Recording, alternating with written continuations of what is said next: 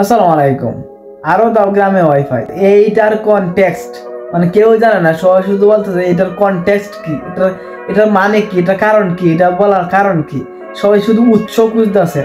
তো এটার কারণ বলার জন্য আমি চলে আসলাম, কনটেক্সট দেওয়ার জন্য চলে আসলাম আপনাদের জন্য কম্বলের ভিতর থেকে। এখানে মেঘ হইতেছে ঠান্ডা। তো এটার মানে হয়েছে ওয়াইফাই গ্রামে চলে আসার পরে ঘরে ঘরে ইউটিউবার, ঘরে ঘরে ফেসবুকার, ঘরে ঘরে টিকটকার, ঘরে ঘরে ড্যান্সার, মানে সবাই ভিডিও ক্রিয়েটর হয়ে গেছে, সবাই টিকটকার হয়ে গেছে। এটা করতেছে, ওইটা করতেছে, ব্লগ করতেছে, আবি জাবি করতেছে। মানে ফেসবুকের মধ্যে এসে, ইউটিউবের মধ্যে এসে, টিকটকে এসে উল্টা পাল্টা ভিডিও বানাইতেছে, উল্টা পাল্টা সরিষা খেতে গিয়ে নাচানাচি করতেছে। এই হয়েছে মূল কাহিনী, বুঝছেন? তো গ্রামে ওয়াইফাই আসার পরে এই যত ছেলে মেয়ে আছে, বেশি সংখ্যক মেয়েরা আমরা উল্টা পাল্টা কাজ করতেছে। ভালো কাজ করলে মানা যাইতো, কিন্তু উল্টা পাল্টা বেশি কাজ করতেছে।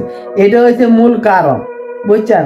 আর অনেকে তো মজা করে বলতেছে যে আমার গার্লফ্রেন্ড ওয়াইফাই আসার পরে আমাকে বেশি সময় দেয় না, সারাদিন এই শুধু টিকটক করে, সারাদিন এই শুধু ওইটা করে, নাচানাচি করে। অনেক মজা করে বলতেছে, এটাও একটা কারণ। তো এটা হচ্ছে মূল কারণ যে ওয়াইফাই আসার পরে সবাই হয়ে গেছে ইউটিউবার, সবাই হয়ে গেছে ফেসবুকার, সবাই হয়ে গেছে টিকটকার, সবাই হয়ে গেছে ব্লগার, বুঝছেন? সবাই ড্যান্সার হয়ে গেছে, নাচানাচি করতেছে, ওইটা করতেছে, এইটা করতেছে। এটা হয়েছে মূল কনটেক্সট, এটা হয়েছে মূল কারণ, এটা হয়েছে মূল রিজন। এখন সন্তুষ্ট, এখন শান্তি হয়েছে। ভিডিওটা অবশ্যই শেয়ার করবে। ওকে।